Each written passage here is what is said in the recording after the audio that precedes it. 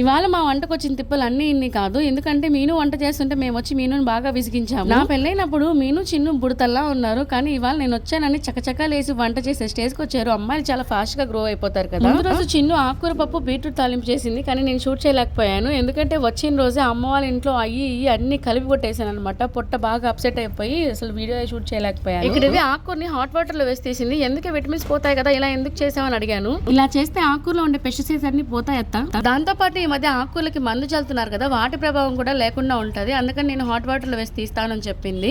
అంతేకాకుండా ఆకుకూర గ్రీన్ కలర్లో ఉన్నంత వరకు ఏ విటమిన్స్ పోవు. కలర్ ఎప్పుడైతే చేంజ్ అవుతుందో అప్పుడు విటమిన్స్ అన్ని పోయాయని అర్థం అత్తా అని చెప్పింది. ఒక్కసారి అన్ని మనకే తెలుసు అనుకుంటాం, కానీ మనకు తెలియని కూడా చాలా ఉంటాయి. ఇవాళ మీను దగ్గర నేను ఒక మంచి విషయమే తెలుసుకున్నాను. అది చక్క ఆకుకూర గుడ్డు వేసి ఒక పొరుట్లాగా చేసేసింది. దాంతోపాటు వేరుశెనగకాయల పచ్చడి కూడా చేసింది. దాంట్లో పుదీనా కొత్తిమీర కూడా వేసి చేసింది. మేము ఇది అన్నంలోకి తిన్నాము, పక్క రోజు ఇడ్లీలోకి కూడా తిన్నాము. నాకు అన్నంలో కన్నా ఇడ్లీలోకి చాలా బాగా నచ్చింది. కరెక్ట్ గా ½ an hour లో రైస్ వండేసి రసం పెట్టి పచ్చడి చేసి ఎగ్ ఆకుకూర ఫ్రై చేసి నాకు అన్నం పెట్టేసింది. ఎంతైనా ఎదిగిన ఆడపిల్లలు ఇంట్లో ఉంటే ఇంటి వంటకి కొద్దివే ఉండదు, అవునా కదా? నచ్చిందా? నచ్చితే మీతో నెల్లు రమ్మని లైక్ చేసి సబ్స్క్రైబ్ చేస్తారు కదా.